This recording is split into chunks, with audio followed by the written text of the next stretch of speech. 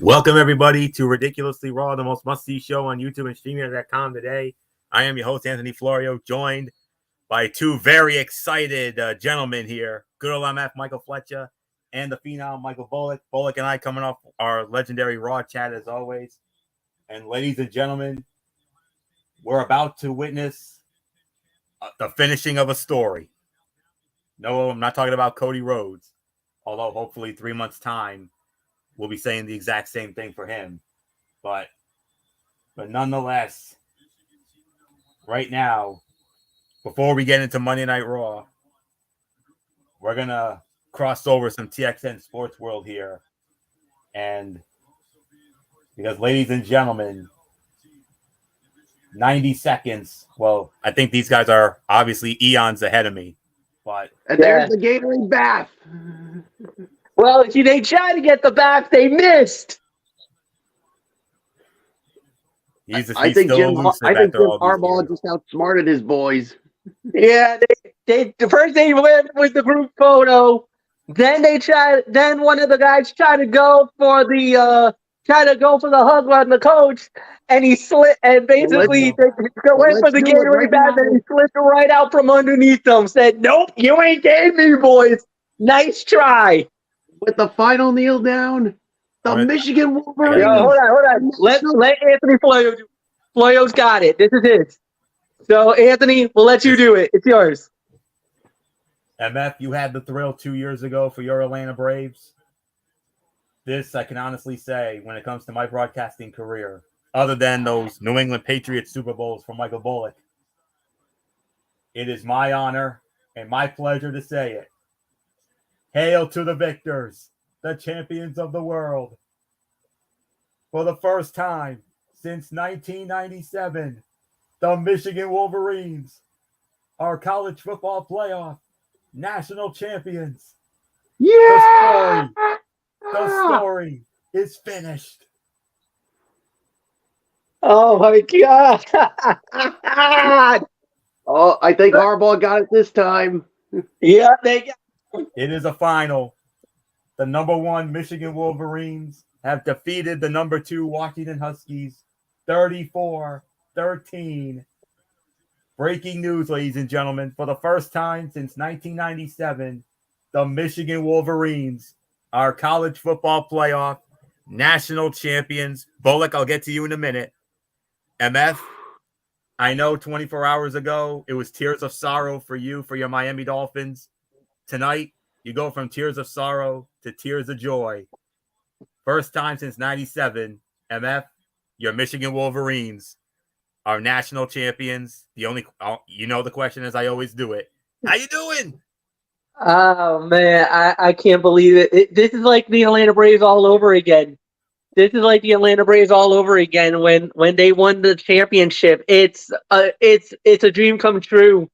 You know, for all the negativity, for all of the backlash that this team had to endure during this, during the preseason, now during the regular season, when we had to lose Harbaugh in those 3 crucial games, to overcome that, to get this job done, to win the national championship, it's validation.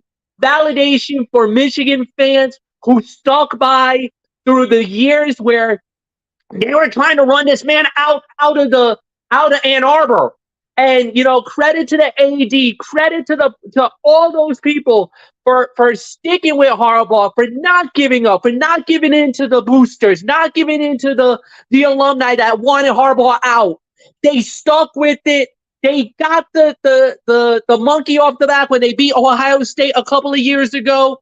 And it was just, we could get it. We can get it. We can get it. We're right there. We're so close. So close. Got crushed by Georgia about 3 years ago. Then got our hearts broken about a year ago in the college football semifinal.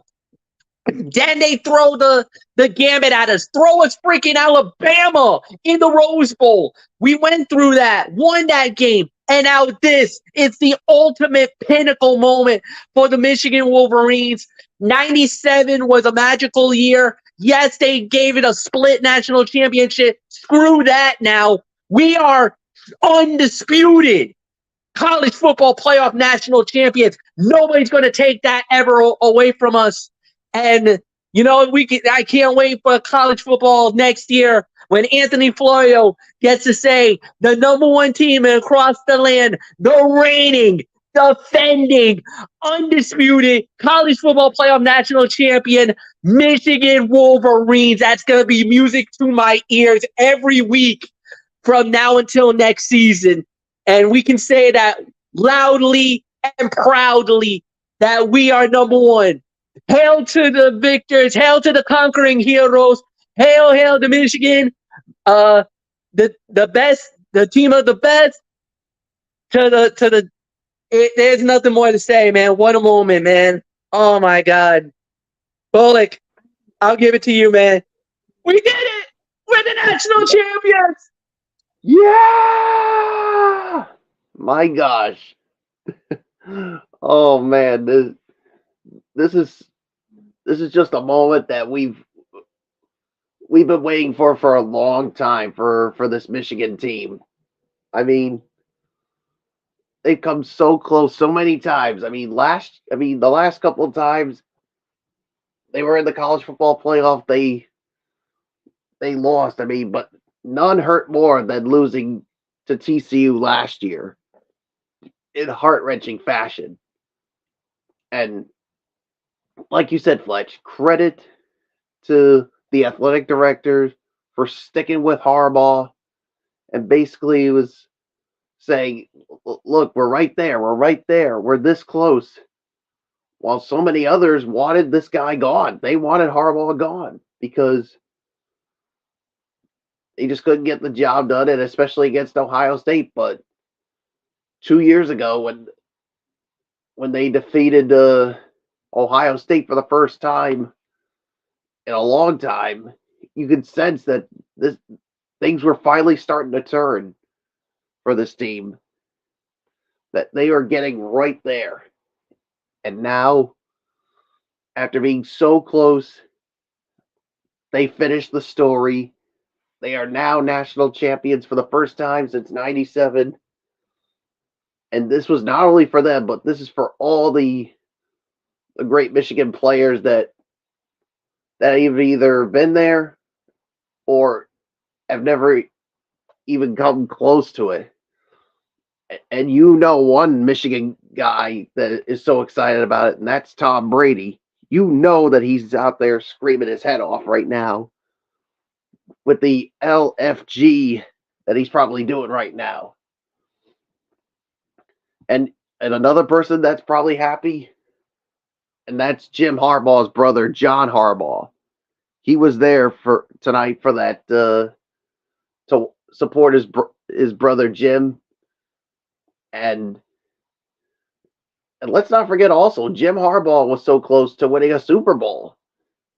But of course, losing out to brother John. But this time around, John Harbaugh is happy for his brother. And I'm sure now Jim's going to turn it around and support brother John when the Ravens go on their playoff run. So, man, I mean, they've been close so many times. Like you said, would Michigan ever experience something like this again?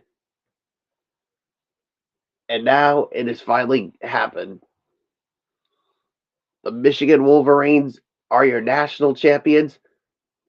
And Fletch, I'm gonna say something right now that Jim Harbaugh would say.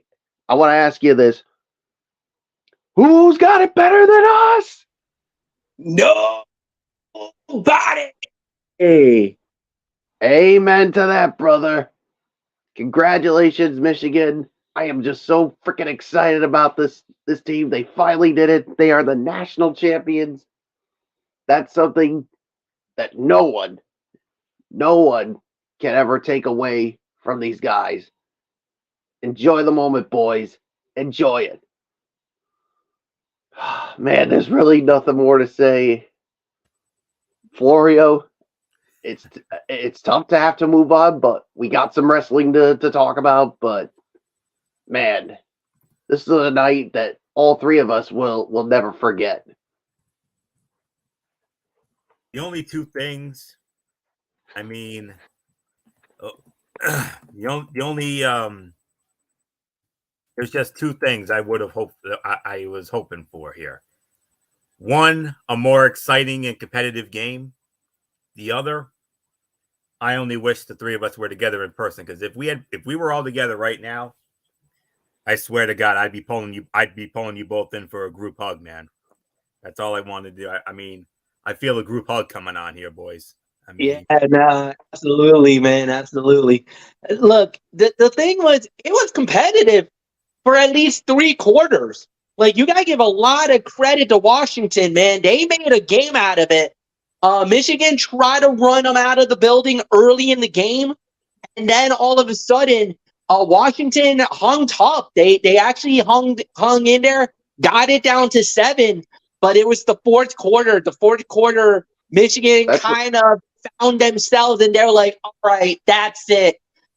This is the quarter that's going to decide who's the national champion.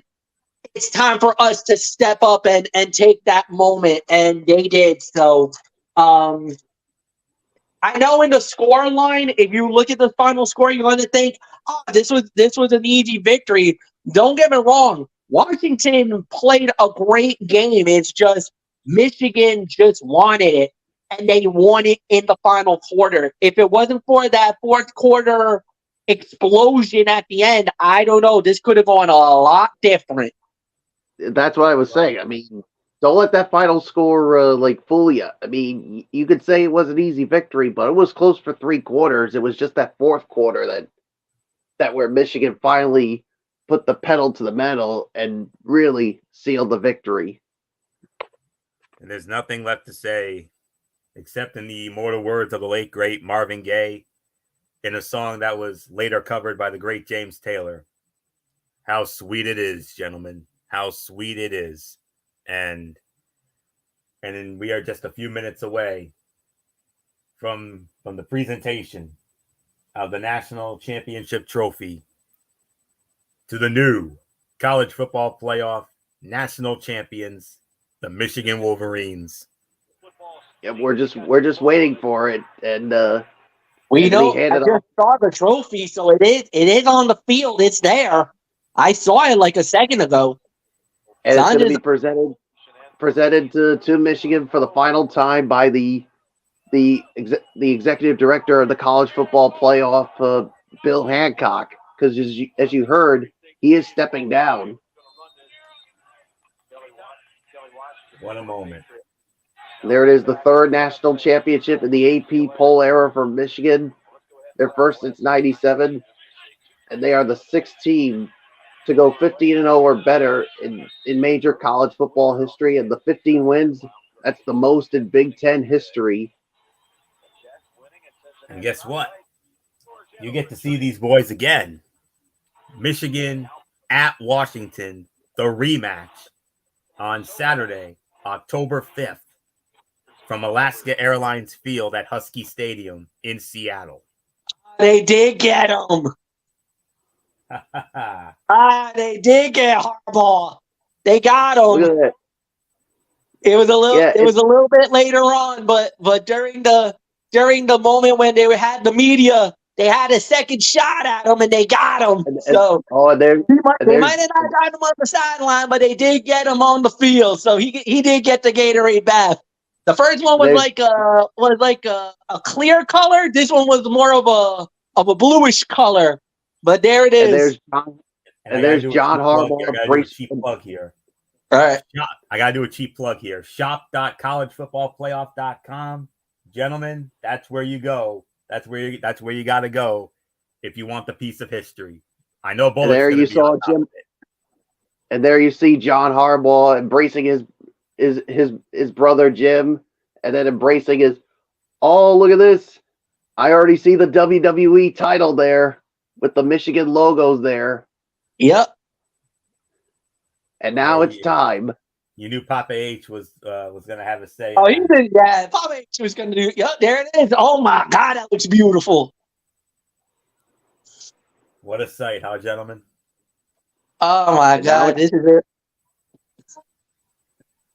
And now, a sight that Michigan fans thought they would never see again. There's nothing left to say except TCU, gone. Ohio State, gone. Appalachian State, gone. All of that is history. This is now. All those gut-wrenching losses in years past since the last championship. Reese Davis of ESPN on the podium. And They just announced Blake Corum as the offensive player of the game. And rightfully so. 21 carries, 134 yards. You could even make an argument that it could have gone to Donovan Edwards, the Don, because of what he was doing earlier in the game. He had 2 monster touchdowns at the very beginning of this national championship game. Indeed. And I thought he was definitely candidate for MVP. That running game was the reason why Michigan won that game. They dominated the ground game, no question about that. And don't worry, friends. We're gonna get to the wrestling soon enough. But this is just this is way too special a moment here. So Will Johnson is actually the defensive MVP, and he's the one that's currently holding that special made Michigan Wolverine WWE undisputed Universal WWE Universal title. Just like you would see, just like the one you see on the Tribal Chief, Roman Reigns. Yes, that's exactly the one. And Blake Corum, sorry, Tribal Chief. Tribal Chief. You ain't getting this belt. Nope. Yep. The business is finished. The story is finished.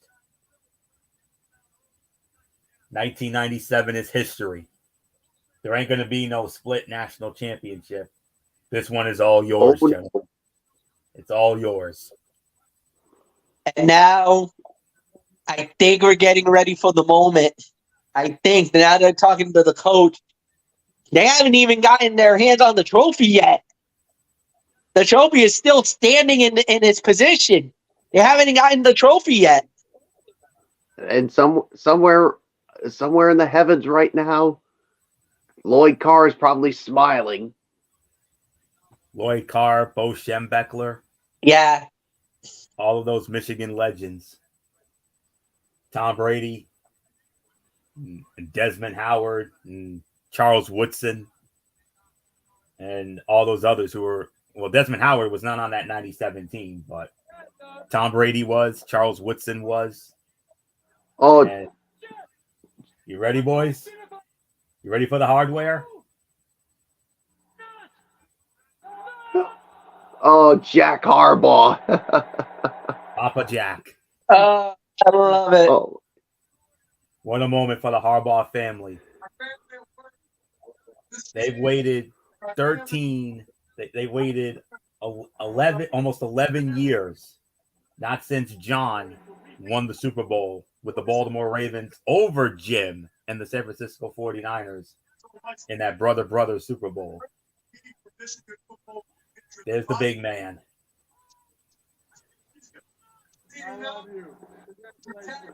And he just did the who's got it better than us? Nobody. What a moment. I'll tell you this. If this is Jim Harbaugh's last game as Michigan coach, what a way for him to go out. What a way to go out. There's a lot of rumors, man. There's a lot of people thinking maybe the Raiders. Some people are thinking maybe he go into the Chargers. There's talks about Washington. There's talks about Atlanta. There's so many different teams that you've been hearing that could be heading off to where if he does go to the NFL, or does he give them such a lucrative deal, Michigan meaning, that makes him an offer that he can't refuse. Jim Harbaugh cannot refuse, and they try to run this back again next year. Try to become what Georgia was, back-to-back national champion. I would love to see Bill it. Hancock. You ready, boys? crowd in this wonderful building. The fitting conclusion to the 10th college football playoff. And I'm here tonight on behalf of the conferences and schools that administer the playoff to present the national championship trophy to Coach Jim Harbaugh and the Michigan Wolverines. Yeah. How you doing, boys? Let's go. There you There's go. We got the hardware. Bill Hancock. It's all yours, my friend. Do the honors. Pull that down. Francis H. Day in Ann Arbor. Conquering Heroes. Victors Valiant. Michigan national champions for the 2023 season. Respect you. Oh man.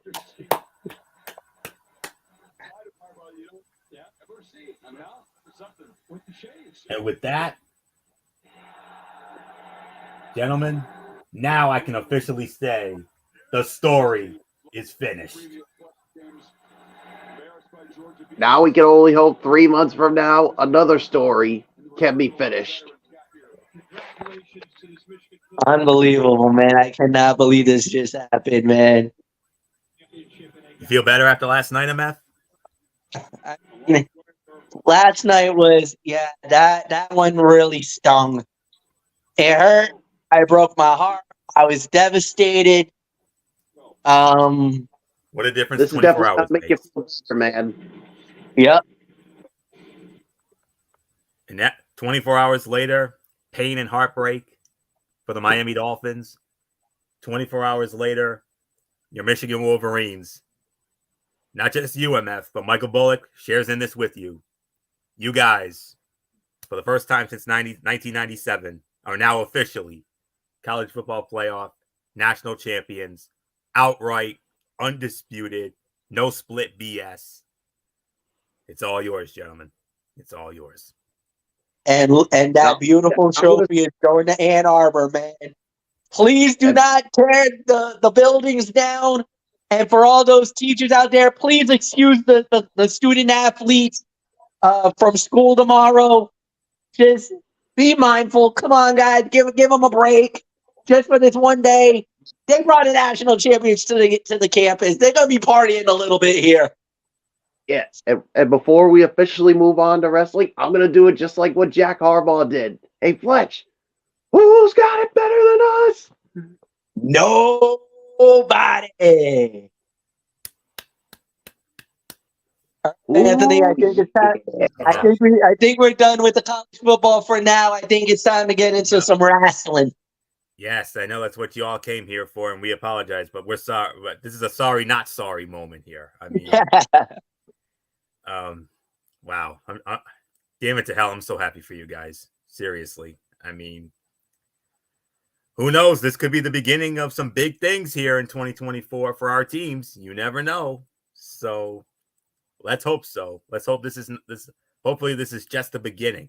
So, oh, how do you move on from that? How do you follow that? My gosh. But, well, I'll tell you how we're going to follow it. Monday Night Raw, live tonight from the Moda Center in Portland, Oregon, the home of the NBA's Portland Trail Blazers.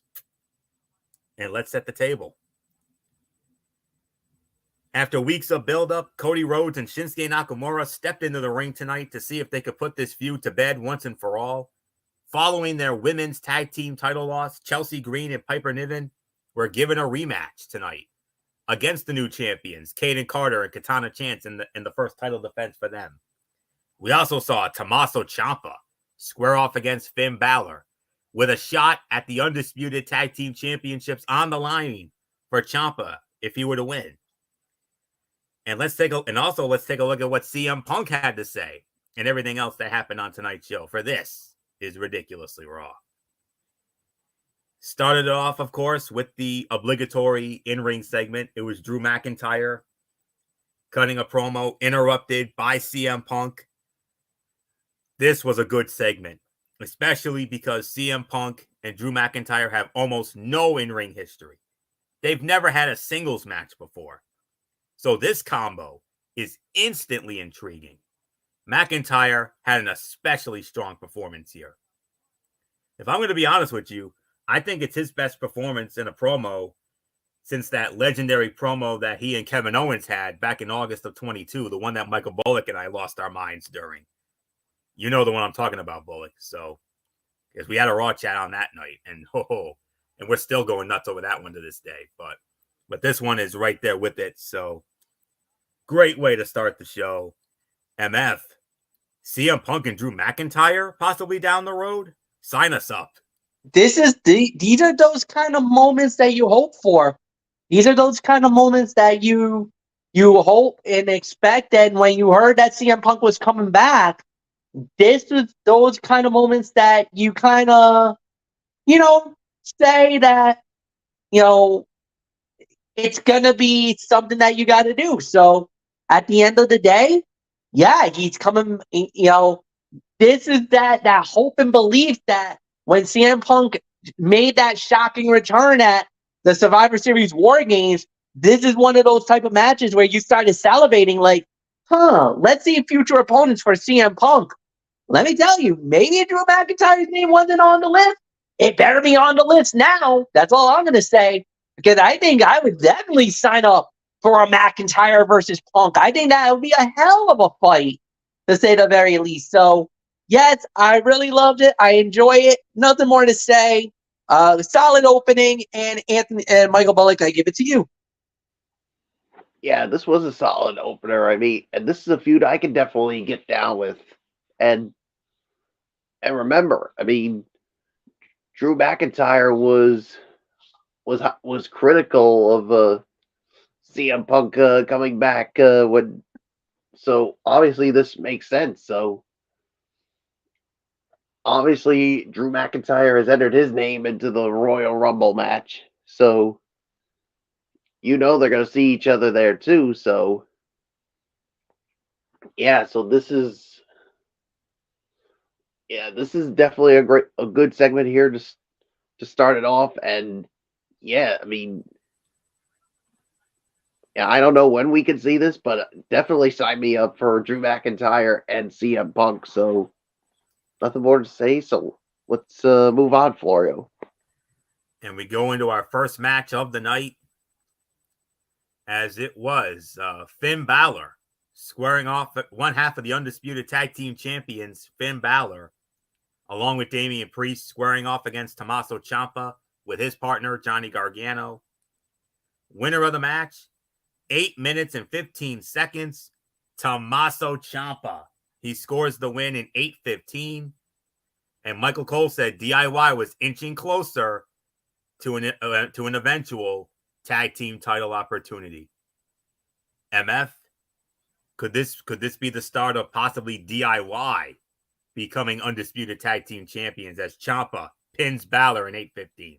Well, I don't know about them possibly being tag team champions, but it definitely now has opened the door for them to at least get the title shot.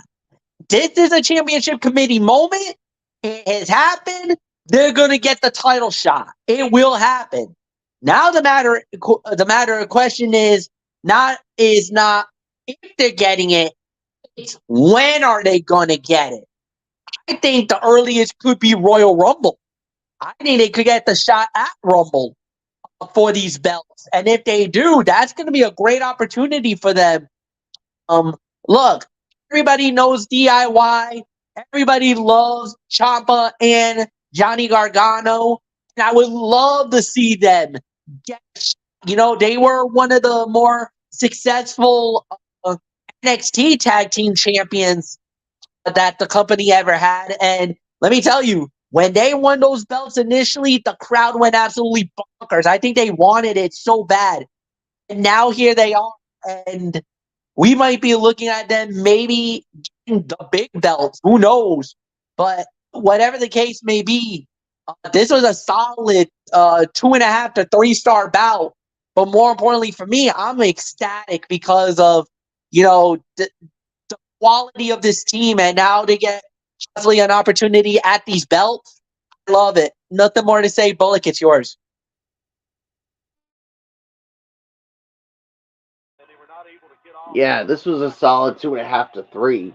I mean, and yeah, with this win, it's definitely a championship committee moment. And like you said, it's not a matter of if DIY is going to get the title shot. It's a matter of when. I can definitely see that going down at the Royal Rumble, but definitely impressive win for Tommaso Ciampa over someone like Finn Balor. So yeah, so there's really nothing more for me to say. It is yours, Florio. Oh yeah. 2.5 stars for me. These are two guys who are known for their work rate and athleticism, so this was never going to be anything less than a good performance. They followed a standard formula with the heel having the upper hand most of the time, so the babyface could get a pop when they began to make a comeback. As they got closer to the finish, they began to trade control more frequently. Gargano and Priest got into a fight at ringside that caused Ciampa to leave the ring and help his friend. As Balor was about to suplex Ciampa back into the ring, Gargano pulled his foot and allowed Ciampa to fall on top of him for the win. And the last time Ciampa and Balor were in a non-battle royale together was a tag team match on Raw in 2022. The two of them teamed up to take on Dolph Ziggler and Robert Roode. How about that? And funnily enough, Ciampa faced Priest and Balor in some tag matches before Judgment Day was ever together back in 2020. And Ciampa's powerbomb backbreaker is a great move. This was 2.5 stars, no question about it. So we move on now to our next match. Kofi Kingston squaring off against the Imperium's Ludwig Kaiser. Match ends in a double countout, 8 minutes and 45 seconds. Michael Bullock, what did we see during our Raw chat tonight? Ludwig Kaiser. What got into you, man? What has gotten into you? Gunther? Man, I think whatever Gunther possibly said to him, I think it resonated with him, and he went to town on Kofi Kingston so much after the match was over. I mean, he beat the snot out of him. I mean, my oh my! I mean, it's almost like he was trying to impress Gunther with what he did. So we'll see what happens when they do interact. So unfortunately, I got to give this an NA. I mean, because it did end in a double count out. But if I were to give it a rating, I think it would be another 2.5 stars. But because this ended in a double count out, it has to be an NA. So it's yours, Florio. Absolutely. I mean, Giovanni, there was a little backstory here. Giovanni Vinci was hurt during last week's encounter and will be out for a few weeks, according to the announcers. So Ludwig Kaiser wanted to get some retribution for his partner against the man whose dropkick caused the injury. Kaiser had more height and power, so he was the one controlling the pace for the first couple of minutes until Kofi fired back at him with a series of chest chops. And it felt like Kaiser was being extra vicious during this match, especially with his trash talking. The match ended up going to a double count out when Kaiser stopped Kingston from breaking the referee's count so he could continue beating on him. And as they kept brawling, Kaiser picked up an announcer chair and threw it into Kofi's face. And he finished off the brutal attack by hitting a running drop kick as Kofi was draped over the steel steps. Double countouts are never fun, but if they have to happen for the sake of a story, this is the right way to do it. This was one of Ludwig Kaiser's better performances from a character standpoint. The exchange of chops was good. Kingston is not known for his chops or punches, but he was making some good contact with these blows. And the drop kick against the steps looked brutal. They did that really well. I'm with Bullock on this one. It's going to have to be an NA, but if I were to give it a rating, I agree. It would be about 2.5, teetering on 2 3/4. So not much more to say here. MF, wow. Ludwig Kaiser, boy, howdy. He absolutely went to town on Kofi in the post-match here. Double count out, thrown away, 8:54. MF, wow. Ludwig Kaiser. Yeah, no doubt about it. I gotta say, it was absolutely just like you said. It was a fight. It was definitely a fight. It was what it needed it to be. And like you said, normally you would make an argument, oh, what the heck, for that kind of a finish, but it wasn't as bad as I thought it was going to be. So could I live with it? Yeah, maybe. But at the end of the day, I thought that if you're talking about a sensible outcome, it was pretty sensible. I don't think you can really say much about it. I thought they did really well with it, and yeah, nothing more to say, Anthony. It's yours. This was an NA by default. Indeed, it was. So with that, we move on. We had a in-ring interview segment. Michael Cole interviewing Nia Jax. Nia Jax coming off that huge win over Becky Lynch last week at Day One, and Nia was interrupted by the Women's World Champion Rhea Ripley. Did you guys hear that crowd from Mommy tonight? That crowd, oh, wow. So I'll just say it like this. Surprisingly, it ended without any fighting. Nia simply said she would be coming for Rhea's title soon and then left. So, of course, Nia Jax informed Rhea Ripley that when I win the Women's Royal Rumble match, I'm choosing you. I'm going to go after your Women's World Championship at WrestleMania 40. Could happen, maybe. Nia definitely, like her or not, Nia is definitely one of the favorites. No question about it. She's very high up there when it comes. She's definitely in the top 5 when it comes to favorites. So, strong segment. And whenever the company opts to pull the trigger, Rhea Ripley is going to be a big baby face. But if I'm pressed right now I'm leaning towards Becky Lynch to possibly become the first ever 2-time winner of the Women's Royal Rumble match. Because there's still a dream match on the table here. Becky Lynch versus Rhea Ripley. You do that at WrestleMania. That could give the Rhea and Charlotte match from 39 a run for its money when it comes to greatest women's match in WrestleMania history. So, nothing more to say there. Let's move on to the return match for the WWE Women's Tag Team Championships. The champions, Kayden Carter and Katana Chance, defending against the women they took those titles from last month, Piper Niven and Chelsea Green. Niven and Green invoking the rematch clause. Winners of the match, 9 minutes and 50 seconds, and still the WWE Women's Tag Team Champions, Kayden Carter and Katana Chance. This was more competitive than their previous bout, and some of that can be attributed to these 4 athletes developing more chemistry with each encounter. Chelsea Green grew more frustrated with each failed pinfall attempt. When she and Piper tried to put Carter in a position for a Vader bomb, Katana Chance pulled her partner out of the ring, tripped Chelsea Green, and Piper Niven ended up squashing her own partner. And that cleared the way for the champions to hit their after-party finisher for the win. The finish was a bit contrived, but most of this match was enjoyable. I'll even go as far as to say sleeper fight of the night. I got to give this 3 to 3.25. I'll tell you what, the super hurricanrana that Katana Chance hit on Chelsea Green was incredible. And Katana Chance breaking up the pin on Kayden Carter was timed just about perfectly. You think of a match like this, and considering how the women's tag team titles have been booked in recent years, you're thinking, oh, this isn't really going to be much of a match. No. This was one of the better women's tag title matches I've seen in a long time. 3.25. Not the fight of the night by any means. Oh, no. We know what that is, and we'll get into that later. 3 to 3.25 for this one. Sleeper fight of the night. Nothing more to say. MF, time of the fall, 9 minutes and almost 10 minutes. 9 minutes and 50 seconds. Your girls are still the champs.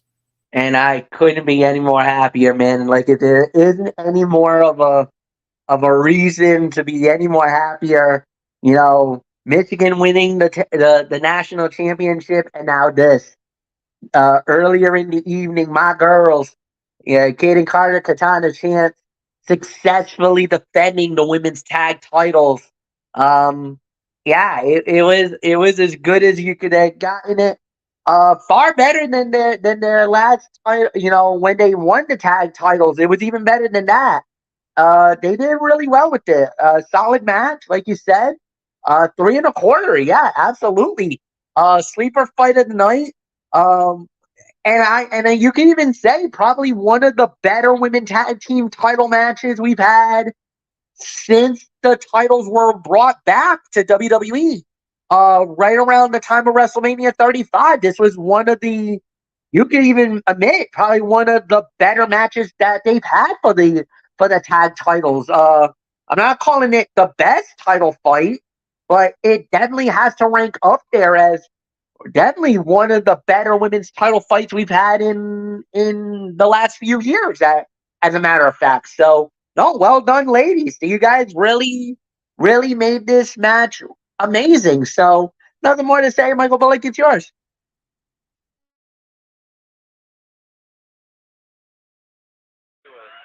Yeah, 3.25. I mean, this was a really good match. I mean, yeah, one of the better women's tag team title matches I've seen in a long time. And yeah, the champs stay the champs. I mean, definitely an impressive win for them. So there's nothing more to say. So I say we just move on, Florio. Indeed. And now we move on. Then they did this ridiculous video package for R-Truth there. And then we had The Miz squaring off against JD McDonough. The Miz wins the match in an even 12 minutes. Miz knocks off McDonough. Even 12 minutes. Skull crushing finale for the win. Another solid match, another solid fight, another 3.5-star bout. At the end of the day, look, if you're gonna try to put the Miz over, they've actually done pretty well trying to make him into a star for himself. I think they've done very well. So I'm very impressed with what they're doing with them, and another well done, another great matchup, another solid to say the very least. And yeah, I really got nothing more to say. So Anthony, Michael Bullock, 3 stars, and it's yours. Guys, Dan, Coach, Shannon. Yeah, I'll give this about maybe another 3.25 on this one. I mean, this was a solid match here. I mean, this was definitely a nice win here for the Miz. I mean, over JD McDonough of the Judgment Day. I mean, yeah, I mean, I agree with everything Fletch just said here, so I'm not gonna really add more to it. So it is yours, Florio. Yeah, 3.25, 3.5. This match had a lot of crowd participation and comedy spots, which were helped by the presence of R-Truth and Dominic Mysterio at ringside. What probably could have been a 5-minute match confined to one segment ended up lasting through a commercial break. This was not a standout match, but it was a passable filler bout that helped continue this weird story with R-Truth and Judgment Day. With some help from R-Truth, be it intentional or not, Miz was able to hit skull-crushing finale for the win.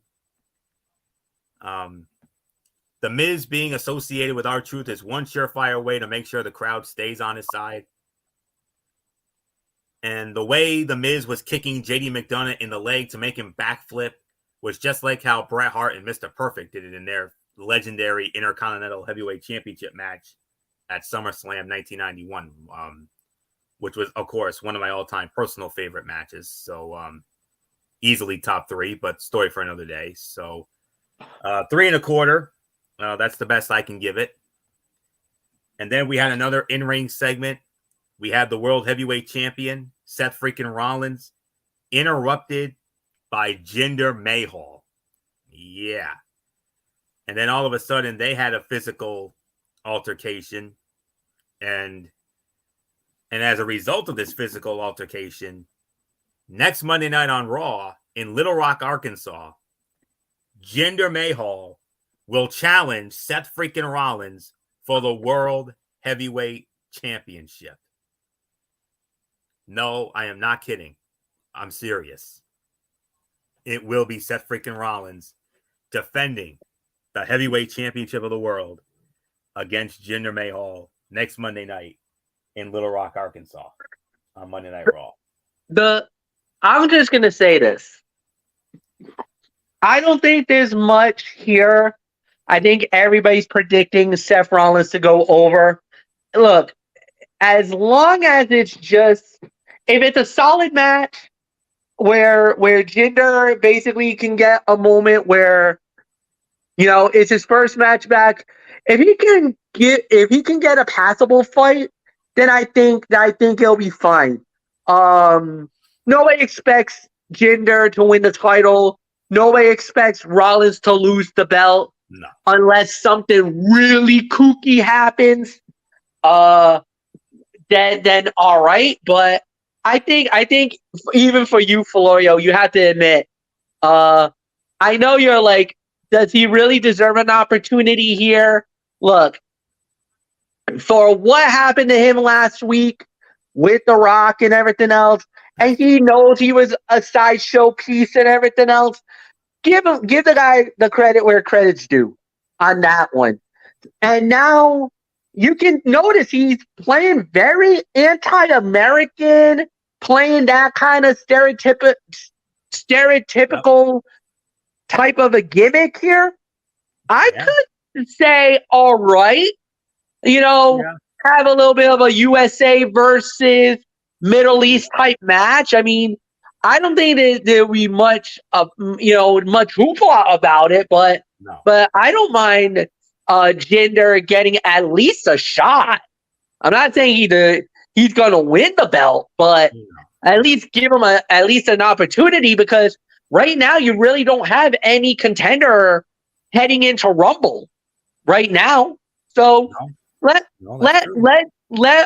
Rollins get a shot one-on-one and let him fight for the belt. And, you know, it's a free title match on free TV. I don't think we can be too argumentative about it. You're right. I mean, it does have stiff competition because it'll be for the final time, or maybe the final time, I don't know. They'll be going up against the Monday Night Football wild card playoff game, the Philadelphia Eagles and the Tampa Bay Buccaneers next Monday night. And let's not forget, there's actually history here, guys. Seth freaking Rollins defeated Jinder Mahal to become the inaugural NXT champion many, many moons ago. So there is history with these two. These two battled for the inaugural NXT championship. And Seth Rollins went on to win that match. So we'll see what happens. So not much more to say there. Then we had a Be a Man fight here, boys. Ivar with Valhalla in his corner, squaring off against Otis with Akira Tozawa and the beautiful Maxine Dupree in his corner. Ivar wins the match, 3 minutes and 40 seconds. By default, this is the worst fight of the night. Even though it was a short but energetic match, Ivar scored the win with an impressive moonsault. Not as good as Ivar and Bronson Reed's recent match, but it had a couple of unforgettable spots. And WWE has been giving us more super heavyweight matches over the last few months, and it's been a lot of fun. There's nothing quite like watching two massive men collide with each other. And how in the world did Otis catch Ivar coming off the middle rope? That looked impossible. I would give this about 1.5 to 2 for the effort. So that's all I can say there. We don't really need to get into that. Next week, of course, next Monday night on Raw, Seth freaking Rollins defends the World Heavyweight Championship against Jinder Mahal. The undisputed tag team champions, Finn Balor and Damian Priest, will square off against R-Truth and The Miz in a non-title match. And then Johnny Gargano and Tommaso Ciampa will square off against Dominic Mysterio and JD McDonough. And we will also have the return of the Intercontinental Heavyweight Champion, the Ring General, Gunther. So get ready for that. All right. Now, originally, this main event was scheduled to be a regular one-on-one wrestling match. But because of a physical altercation that took place backstage earlier in the show, Adam Pearce upped the ante here. This ended up no longer being a wrestling match. Our main event, the American Nightmare, Cody Rhodes versus Shinsuke Nakamura, went from a regular wrestling match to a street fight. Winner of the match, 24 minutes, 15 seconds, the American Nightmare, Cody Rhodes. I don't think there's anything left to say here, gentlemen. I don't know who in the world. I am not sure who's supposed to start this thing off. Mike Bullock. Oh, Bullock. Okay. All right, Yeah, Bullock. I was just going to say with me. You get the main event here. Cody Rhodes defeating Shinsuke Nakamura in a street fight once again. Listen to this. 24 minutes, 15 seconds. No, that's not a typo. Yeah, that is no typo. That is the time there, folks. So, I'm going to give this 4.5. I really want to give it a 5-star match, but I say if it had gotten maybe 5 more minutes, I think I would have given it. But the moment they made this a street fight, I knew this was going to be something really good, and boy howdy, it delivered on it. A great way to close out the show, and especially to have Cody Rhodes go over on this one. So, yeah, what a match this was. We saw everything in it. So, yeah, 4.5 stars is my rating. So, Florio, it is yours. I think another 5, I would have pulled the trigger. Oh, my goodness. With entrances included, this match had more than the last half hour of the show. So they had as much time as they wanted to tell a story, even if it wasn't the same story Cody Rhodes has been trying to finish for almost 2 years. Street fights are all about weapons and violence. They always feel very different from a normal wrestling match, so it can be a fun change of pace. The King of Strong Style and the American Nightmare have quickly developed great chemistry as opponents. The first 15 minutes of this match was a relatively standard street fight, but it got more exciting as it went. We saw kendo sticks, chairs, tables, and red mist used throughout the bout. And after putting Shin through a table, Cody Rhodes hit the crossroads for the pin and the win. Nakamura pretending he was riding a broom for a second was kind of funny. He'd probably be a Ravenclaw there. The look on Cody's face after Nakamura hit a stiff kick to the chest was the perfect way to sell it. He looked like every bit of wind had been knocked out of him in an instant. The timekeeper. Yes, the timekeeper ended up getting involved. He took the miss from Nakamura directly into his face. It was much closer than most people would be. So every single drop hit him in the face. When Cody hit a pedigree, Nakamura landed on top of his own knee instead of extending both legs behind him. It made the landing look weird, but also kind of looked like he blocked the impact, which makes sense since he kicked out. 4.5 stars. Easily, thus far, the best match of 2024 so far, but we got a long way to go. So, an early match of the year candidate, no question about it. 4.5 stars. MF, Cody Rhodes, one step closer to maybe finishing his story. You know what? I'm gonna say right now you can even make an argument that this is WWE's early candidate for Fight of the Year for 2024. Yes, excellent matchup. 4.25 to 4.5 stars. There's really not much more to say after that. So, Anthony, it's yours. All right, overall review. I'll tell you what. It did have very stiff competition tonight because of the national championship game between Michigan and Washington. I say that because tonight's Raw, to me, was a standard episode of the weekly show. But it did have a couple of standout moments sprinkled throughout the show. Whether you're a fan of his or not, R-Truth continues to be a highlight every week in his segments with the Judgment Day. But tonight's show took things to another level with the video package that was produced. Otis and Ivar delivered a few memorable moments, but Cody Rhodes and Shinsuke Nakamura stole the show with their main event street fight. The Royal Rumble is just a few weeks away, but WWE has already done a lot of planning to set things up. So the next few weeks will be more about building the existing stories than adding new ones. I believe the correct rating for this show right around the 7 to 7.5 threshold for tonight. So not much more to say on that. It's 7.5 for me. So MF, your thoughts on this Monday Night Raw tonight? A solid 7.5 for me. I thought they did a really good job. Yeah, there's really not much more to add there. I thought they did a yeoman's work, and I was very impressed with what they did. So, yeah, nothing more to say. And Michael Bullock, I give it to you.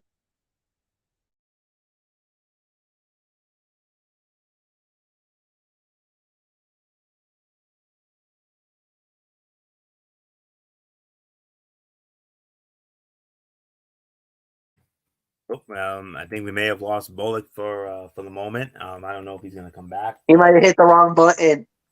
He may have hit the wrong He button. may have hit the wrong button. It's very possible, but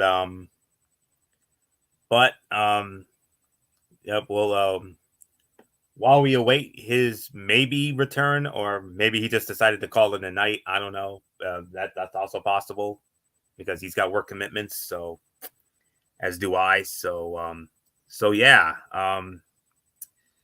It is 7.5 for me. So there isn't anything left to say here except special Tony's take.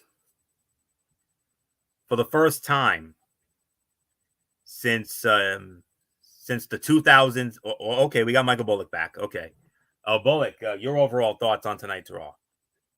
Yeah, 7.5. I mean, I thought it was a good show. Yes, they did have stiff competition with the national championship game, but all in all, I thought it was a good show. So now let's get to your Tony's take. A very special Tony's take here. As it was as we are going to get into something that hasn't been seen since the Bound for Glory pay-per-view in 2016. A pay-per-view, and for the last few years, the company was known as Impact Wrestling. Well, this weekend, they're going back to their roots. TNA, Total Nonstop Action Wrestling, returns this Saturday night when they present the Hard to Kill pay-per-view from the Palms Casino Resort in Las Vegas, Nevada. Well, the suburb, Paradise, Nevada.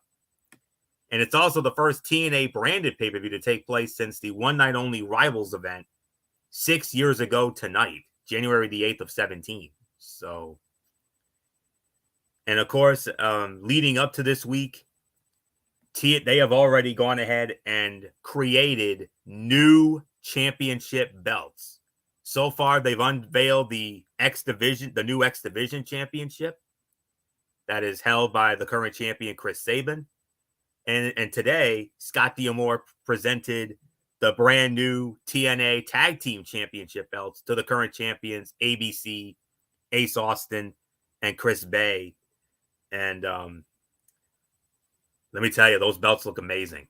I mean, the tag belts, red belts, I'm a little iffy on that. But other than that, I mean, I do like the design of the tag belt. The X Division title is getting a lot of praise on social media, and rightfully so. I mean, have you seen that new X Division title? It looks amazing. And I know throughout the week, they're going to be presenting more new championship belts. Trinity, a.k.a. Naomi, is going to get a new women's knockout championship belt. And then Alex Shelley will get a brand new TNA World Heavyweight Championship belt. So let's go ahead and let you know what's going on. We have a total of 10 matches on the card. So we're going to go from top to bottom here. 3 matches, not 1, not 2, but 3 matches are going to take place on the pre-show. It'll start off with Rich Swann. It's a battle of former World Heavyweight Champions. Rich Swann squares off against Steve Macklin. Tag team action. Eddie Edwards and Brian Myers with Alicia Edwards in their corner squaring off against Eric Young against TNA Originals, Eric Young and Frankie Kazarian. And then in a no disqualification match for the TNA Digital Media Championship, the champion Tommy Dreamer puts the title on the line against Crazy Steve. I'm going on the record, Crazy Steve's winning the belt in that match. Now to the main card. A fatal four-way match for the TNA World Tag Team Championship. The champions, ABC, Chris Bay and Ace Austin, defending the titles against the Rascals, Zachary Wentz and Trey Miguel, versus Speedball Mountain, Speedball Mike Bailey, and formerly of Mustache Mountain in NXT, Trent Seven. And the final team, they got released from NXT. Now they're in TNA. And finally, they're no longer going to be known as the Schism or the Dyad or that ridiculous nonsense from the last couple of years. Gentlemen, the grizzled young veterans are back. Yes. Zach Gibson and James Drake back to the GYV persona. And I'm calling it. Those boys are walking out with the tag team titles. I'm telling you. Josh Alexander is going to have a match. Now, MF, Josh Alexander is going to be squaring off against this man, formerly of Major League Wrestling Fusion. And I know you know the Major League Wrestling Fusion promotion. Josh Alexander, when I tell you who he's going up against, I know you're going to know who this is. Alex Hammerstone. Oh my God. Yup.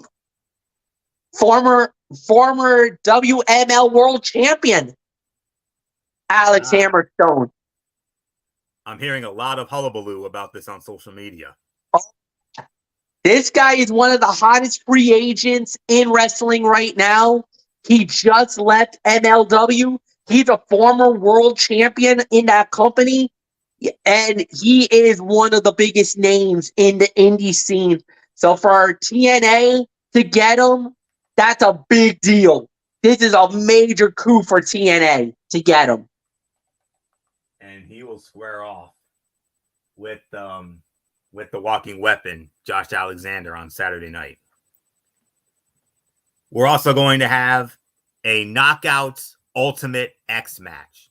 And the winner of that match will be the number one contender for the TNA Women's Knockout Championship. Giselle Shaw versus Zaya Brookside versus Jody Threat versus Tasha Steeles versus Alicia Edwards versus Danny Luna. Dirty Dango with Johnny Bravo and Oleg Prudius, a.k.a. Vladimir Kozlov. He's going to have those two in his corner. He's going one-on-one with PCO. Chris Sabin. Oh, MF, wait till you hear this. Chris Sabin is going to defend the TNA X Division Championship against Kushida, and in a triple threat match, none other than the mega campeon himself, El Hijo del Vikingo. Ooh-wee. Show stealer. Fight of the night, anyone? And that's where my money will go. Sabin, Del Vikingo, Kushida, triple threat for the X Division title. That could be fight of the night. And who knows? That could be TNA's fight of the year right there. That's got the makings for it. With those three, oh yeah. I know I'm going to have a lot of positive things to say about that when I do my recap next week. Knockouts Championship on the line. The champion Trinity defending the title against the winner of the Call Your Shot Gauntlet from Bound for Glory, former champion in her own right, Jordan Grace. What a matchup that's going to be. And then in the main event, Alex Shelley will defend the TNA World Heavyweight Championship against the winner of the World Heavyweight Championship Feast or Fired briefcase, another former champion in his own right, Moose. So there it is. There's the card for Saturday night. Pay-per-view, Fight TV, or Triller, as I believe it's now known as. And And for the first time, let me tell you something. They, as you know, they have the new app, the new TNA Plus app. You could actually get the pay-per-view on the TNA Plus app. So, but regardless, it's going to be an amazing night. And next Monday night here on Ridiculously Raw, I will have the results of that event. So stay tuned for those. So that is it. So that will put the bow on this very exciting edition of Ridiculously Raw. I want to thank you all so very much for tuning in as always. We will be back with you Wednesday night at 10:30 over on MF's channel, BraceFan 95. Wednesday Night Madness, NXT, AEW Dynamite. Friday night, it'll be TXN Sports World NFL Friday, Super Wildcard Weekend Edition. Before we get into those games, we will have a more elaborate recap of we will elaborate more on the national championship game between the Michigan Wolverines and the Washington Huskies. We'll get into that on that will lead off the show on Friday night. And then we will preview the 6 games that make up Super Wildcard Weekend. The Cleveland Browns squaring off against the Houston Texans. MF's Miami Dolphins squaring off against the Super Bowl champion Kansas City Chiefs. The Pittsburgh Steelers squaring off against my Buffalo Bills. A renewal of one of the greatest playoff rivalries of all time. Another chapter will be written. The Green Bay Packers squaring off against the Dallas Cowboys. And then in another intriguing NFC matchup, the Los Angeles Rams. Matthew Stafford returns to Detroit as a Los Angeles Ram when the Los Angeles Rams square off against the Detroit Lions. Jared Goff against his former team, a team that he took to the Super Bowl in the 2018 season. And then to round it all out, the Philadelphia Eagles and the Tampa Bay Buccaneers. We'll get into all that on Friday night. Saturday night, the Cerebral Smack Talk, MF. Friday night, SmackDown, AEW Collision. And then 1 week from tonight, we do it all over again with Ridiculously Raw, the penultimate edition of Monday Night Raw. Monday Night Raw, of course. And I will have the results of the TNA Hard to Kill pay-per-view. So that's it. So until Wednesday night, from Wednesday Night Madness, hosted by MF, Anthony Florio here. For the national champions, good old MF Michael Fletcher, and the Phenom Michael Bullock. And of course, in spirit, always and forever, the First Lady of Talking Wrestling TXN, the one and only Twisted Angel Didi Woodson. You know the routine, everybody. Thumbs up. Talk to you later. Yeah. Throw it up Fortune Force style. Bye for now, my friends. God bless. Be good to each other. Have a blessed couple of days. And until Wednesday night, for Wednesday Night Madness, you've been watching Ridiculously Raw right here on the Zone 25 on YouTube and StreamYard.com. And remember, my friends, no matter what anyone tells you, beyond anything else, wrestling is indeed actually real. For everybody who has been a part of this one, for now, Anthony Florio, so long. Bye, everybody. Bye. And once again, congratulations to the new college football playoff national champion, Michigan Wolverines. Go Blue. Good night.